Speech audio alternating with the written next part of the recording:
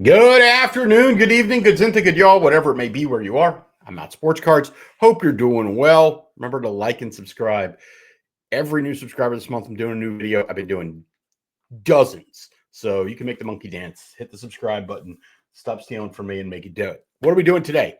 We're talking about CT scanning of boxes of trading cards. Why? This is not something that, you may or may not have heard about this.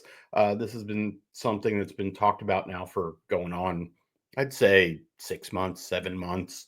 But I have in the background here, The Athletic did a big thing on it, how CT scanners are being used on trading cards, the ethical legal issues it presents. The interesting part about this is that when I heard about this article it was in the New York Times. And if you looked up here, it is the New York Times. I guess they're the same company, but I think it's a bigger deal that it's in New York. The idea when you put the brand the New York Times behind it, than if you say The Athletic. Also, the weird part is that when I went to it on my phone, I could read it. And now that I'm on my desktop, they want money from me. They can go straight to hell because I've already read it. Listen, I'll give you a few thoughts on this. It's just like how we got here and what this means going forward a bit. And, a lot of what's happening in the card hobby is that we don't get good news anymore. It's not like record sale for this random thing I found in my pocket. We get more of like, hey, this person's stealing from people, or this is going to be bad in the future. So if you're not familiar with what they found out, essentially this company that does CT scanning for again, they claim they do it for rockets and military stuff and all this other stuff. It's like, why are they doing it for cards? They came up with a way. They're just trying to make money at the end of the day. And they're able to, take a pack of cards and scan it. They're able to scan it. They're able to determine centering, who's on the card. It's much easier if there is metallic stuff on there, but they've been able to do it on just basic old, ink. The real issue is that the cost. It's like $650 per case or box. It's very odd the way that they talk about the pricing, because I think it's really per card, to be honest. So like when you have I don't know anything about these products like Topps Dynasty, where it's like a one card per pack, or it's obviously much more affordable. I think they charge like $75 a pack for Topps Dynasty. And the what you call it, the author of this article brought in like some random box of some sport, and what they were able to determine that there were no good cards in there, and that there was a patch and it was a wide receiver and blah blah blah blah. But how does this impact the card hobby? Well, there have been, in this article, they talked to Jeff Wilson, they talked to a YouTuber who had been helping uncover this. They talked to the people in the business. They try Nat Turner is actually quoted in here, the head of PSA, who says basically if it's high-end wax, you should assume it's scanned. Other facts in here is that like they say they've scanned thousands and thousands of stuff since they started doing this. So in theory, let's just say that it's $650 a box to scan for a normal box. It's obviously not, it doesn't make sense to do that for a box unless the box is worth more than $650, right? So it's probably magnitudes right now of like, whatever. Let's just say it's 6 times. So it's only boxes that would be worth over, let's say, $3,000, $4,000, which is a small part of the hobby and doesn't affect a lot of product right now.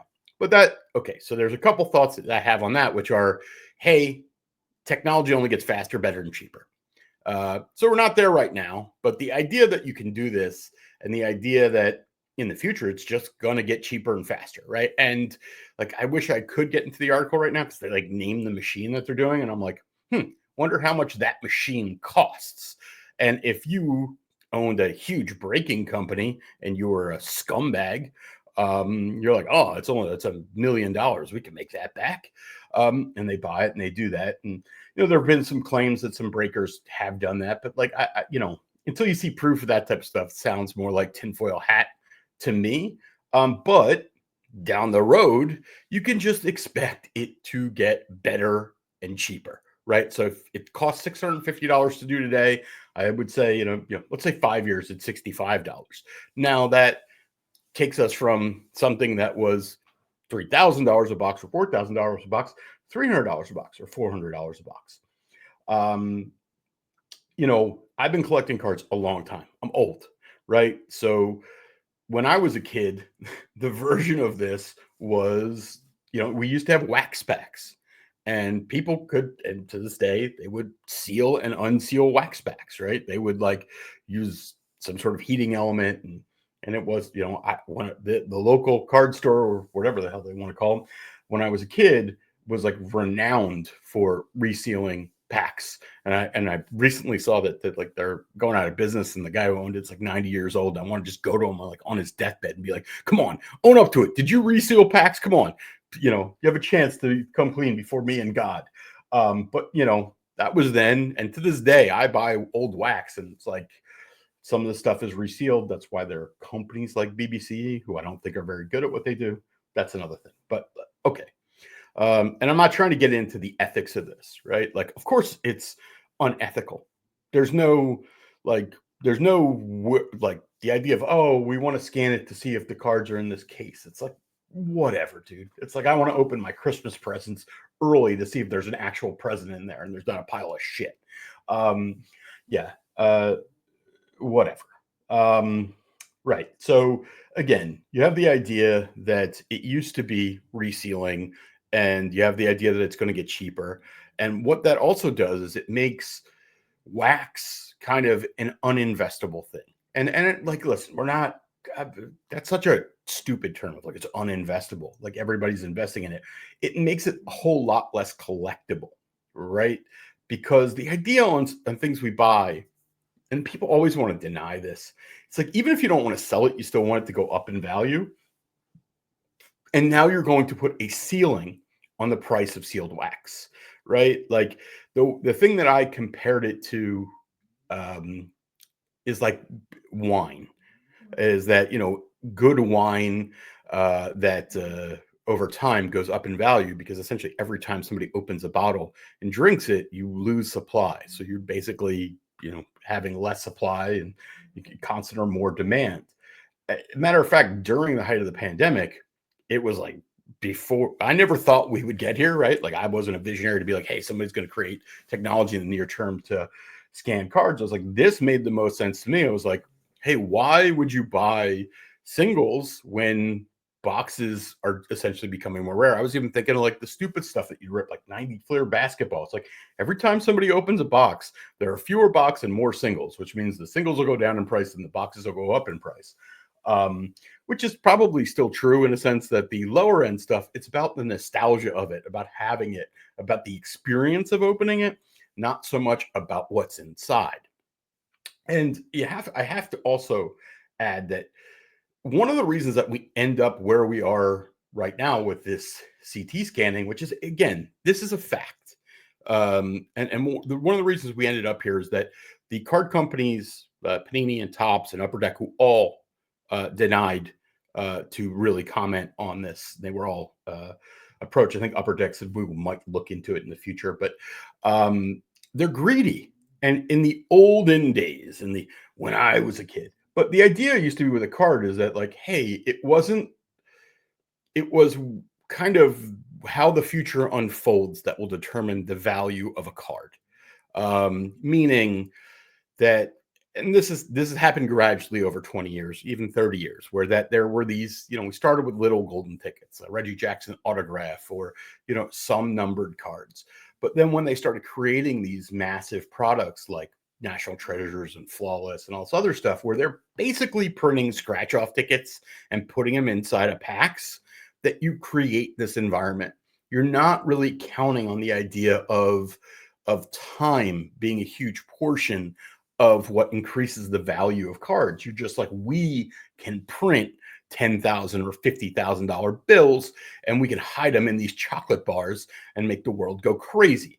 And the idea that somebody isn't going to try to scan the chocolate bar is, again, as old as the Willy Wonka story itself. So they're really at, you know, they caused this, right? And they're really going to be the ones that are going to pay the price, other than obviously the people who, if you've invested in high-end wax. I know Jeff Wilson was quoted in this, and he's like, I don't want to say he spoke. They quoted his YouTube video, where I don't want to say he spoke out of both sides of his mouth. What he basically says is kind of what I'm saying, is that, hey, high-end wax, this is really a concern. But low-end wax, it's just not affordable enough right now for it to matter. And I think that's a fair assessment. So again, if you've invested in high-end wax, that's a problem. I think these companies are going to lose a lot of integrity. And I think it's going to put scrutiny on the idea of, hey, how, like, I mean, it's clearly gambling. I mean, I always get into the idea of, like, people say breaking's gambling and whatnot's gambling. It's like, cards are gambling. You don't know what you're going to get in a box. And anytime you can buy a pack of cards for whatever, $20 and hit $100,000 card, that's might be a little out there. It might be hyperbolic, but like, that's gambling, right? That's what gambling is, when there's an element of chance and you're putting money involved. But yeah, and by increasing the amount of gambling, we've ended up where we are. When I was a kid, again, I bought boxes, and like, you randomly got a good card, and if that player turned out to be, yes, it was worth X dollars that day, but they turned out to be good over time, be worth more. And if there wasn't a lot of that product, to be worth more. You know, if you had it and, you know, it was centered in perfect condition. Now we've taken all these elements out there, and I'm all for kind of artificial scarcity. I think it's necessary, but we've taken to the extreme. The most extreme of it was obviously the bounties. When you put $1 million bounty on a card that's inside a pack, how are you not trying incentivizing this type of technology to come to existence? It's like, you know, the card companies did not invent CT scanning, and they didn't really, create the increase in price. But in truth, I don't know how much of this would happen if it was just on vintage stuff, right? If people wanted to scan 1999 Pokemon boxes, right? Like, they would, but I don't know how much this would become mainstream and it could impact the hobby. And the idea and why I wanted to do this video was because I saw the New York Times, and New York Times, love them or hate them, it's a big media company, and it's not a little media company. And the idea that it's under the athletic flag is a little bit, again, it's how the world works now. It's like, somebody wants to sensationalize a headline, so they add the biggest brand possible to it, and then they go from there. It's literally why I'm doing this video, right? Because this is news now. A big media outlet talks about a story like this, which then it'll spread, and it impacts all card collectors, right? Because, hey, somebody who's a sports person who follows sports but doesn't follow cards, it's like, hey, I saw this thing and you can now look inside of packs. That sucks. Must suck for you, right? And that's kind of what I'm expecting. But that's my thoughts, is that, I have my notes here, which is, reselling wax is a problem. There's a ceiling on wax. I don't know. It's scratch off tickets. Man, the tech's only going to get better and cheaper. All right. All these things are going to happen. And this is not Chicken Little, the sky is falling. The current ecosystem and methodology that is fueling the card economy is flawed and running out of gas anyway. It is, right? People are learning that they're not just going to be funneling money into new product that is worthless in a short period of time. People will just buy lottery tickets or do 14-team parlays instead, and they'll just buy cards they like for a price that is reasonable. And that is happening, and it will happen over time. So this will not kill the hobby, but it will hurt big portions of it. It's going to hurt breakers big time the more this becomes knowledgeable. And the breakers are sustaining a lot of the fuel, and we may end up in there's a lot of implications. We've gotten into this repacking stage, and I think that's actually way better, because that's kind of cycling the money through the economy and not into the pockets of Topps and Panini and people like that, and kind of keeps the economy, the money flowing between us, which makes it last a lot less of a need for disposable money to come in. And part of the reason that people don't like repacks, like, how do I know I can trust so and so? The truth is, you can't trust any of this stuff. So might as well go with the thing that has the most value. And yeah, obviously, you can still probably trust Tops and Panini more than random Joe Blow who's running a repacks that tells you there's $1 million card in there. But again, common sense. So I'm not sports cards. Those are my thoughts on the New York Times and CT card scanning. Oh, remember to like and subscribe. Remember, every new subscriber gets a new video. Bye.